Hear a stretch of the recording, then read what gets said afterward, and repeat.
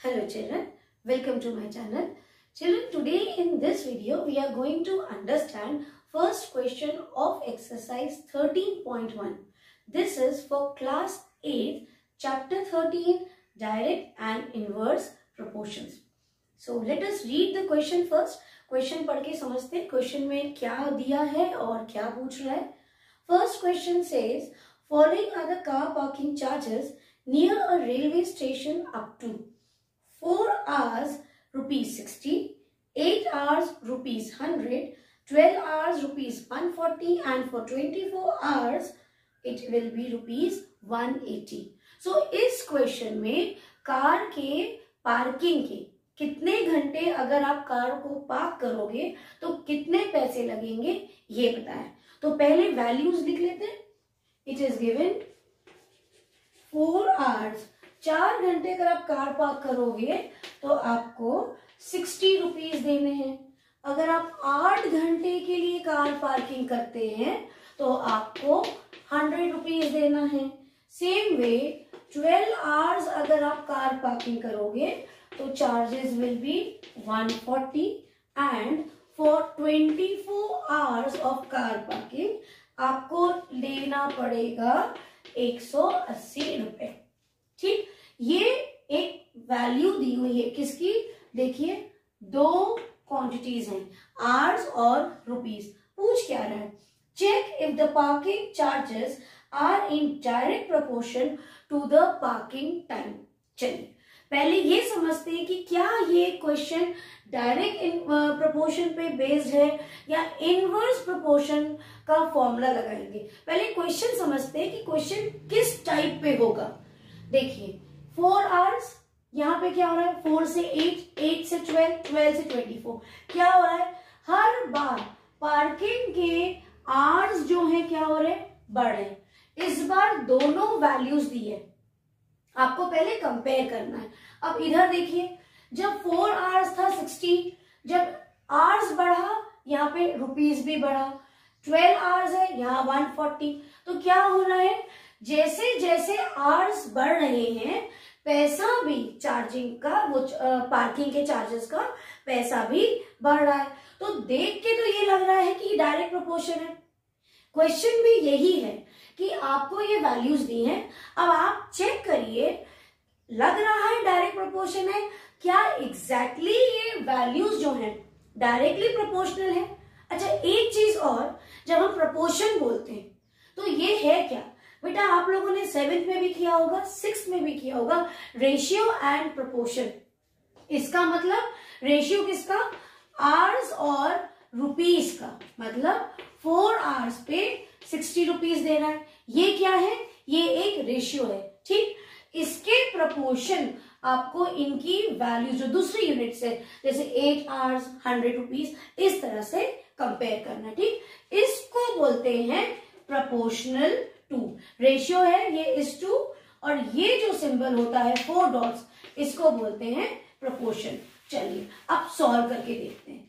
हमें क्या समझ में आया कि जब आवर्स की वैल्यू बढ़ रही है यहाँ पे तो उसके रिस्पेक्ट पे रुपीज की वैल्यू भी बढ़ रही है.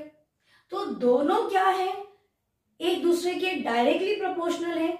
अब मैंने आपको बताया था, आपको एक ट्रिक याद रखनी है. डायरेक्ट प्रोपोर्शन का मतलब होगा x अपॉन y.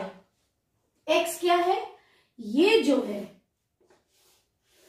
ये मेरा x है और y क्या है, इस क्वांटिटी मतलब जो रुपीज है इसको मैं क्या ले रही हूं, y. x और अब आपको क्या करना है, सिंपली डायरेक्ट प्रोपोर्शन का फॉर्मूला होता है x1 upon y1 is equals to x2 upon y2. तो ये क्या बन जाएगा बेटा हमारा, ये बन जाएगा x1, ये क्या बन जाएगा, ये बन जाएगा y1. सो बस हर बार यही करना है, x1 अपॉन y1 सिंप्लीफाई करके देखेंगे, जो आंसर आया x2 अपॉन y2 उसको भी सिंप्लीफाई करके देखेंगे और ये देखेंगे कि जो सिंप्लीफाई करके आंसर आया क्या ये एक दूसरे को इक्वल आ रहा है, प्रोपोर्शनल है कि नहीं है. चलो तो सीधे अब यहाँ पे हम सॉल्व करना चालू करते हैं. या मैं यहाँ से रफ कर देती हूँ एक एक. फर्स्ट वाला लेते हैं, क्या है आपका 4/60। सिंप्लीफाई करिए, 2 2 जा 2, 3 जा 2 1 जा एंड 15 जा, ये क्या है 1/15। ठीक, अब दूसरा लीजिए, ये मैंने क्या लिया x1 और y1। अब मैं दूसरा ले लूं, क्या है ये वाला x2 और y2। सो x2 की वैल्यू क्या है, अभी मैं रब कर दूं ताकि आपको ये दिखे, या मैं यहां से एरो भी हटा देती हूँ। ठीक, सो ये मेरा हो गया y1, ये वाली वैल्यू हो गई y2। सो x2 की वैल्यू क्या है 8/y2 क्या है 100। सिंप्लीफाई करिए, 2 4 जा 2 5 जा एंड 0, फिर से जाएगा 2 2 जा 2 25 जा, ये क्या आया 1/15, ये क्या आ गया 2/25।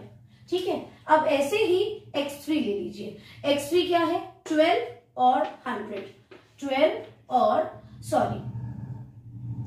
140, 12 और 140।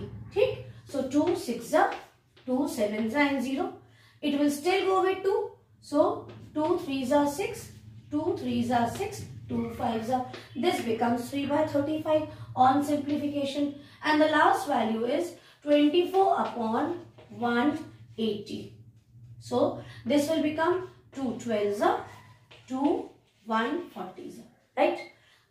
Again we can simplify this, 2 6s are 2 7s are, again we can simplify this, 2 3s are 2 3s are and 35. So what do you see children here? You see x1 और y1। अब ये ऊपर का पार्ट हो गया, इसको मैं रख करके अब वैल्यू लिखती हूँ।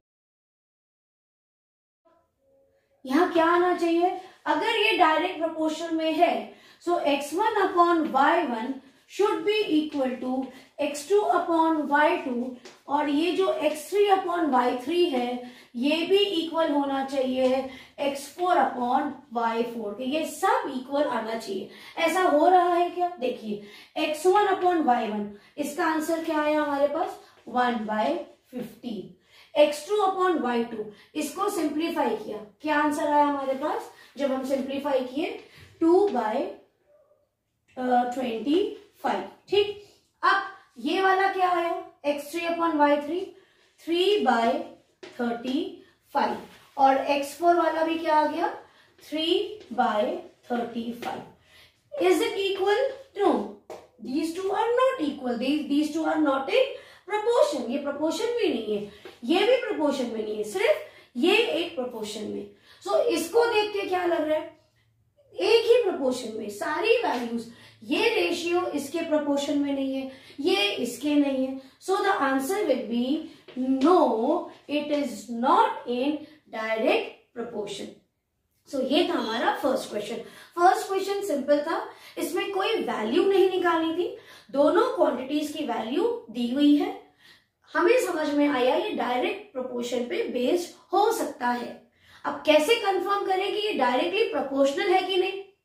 डायरेक्टली प्रोपोर्शनल मतलब सिर्फ यही नहीं होता कि इसकी वैल्यू बढ़ी तो उसकी भी बढ़ी, अगर हम प्रोपोर्शन में बोल रहे हैं सो इस रेशियो को जो आया, ये रेशियो को अब उसके दूसरे रेशियो से कंपेयर करके देखोगे तो ये रेशियो और ये रेशियो ये दोनों आपस में प्रोपोर्शनल नहीं है। So this is how we are going to solve the first question. I hope you have understood. God bless you children.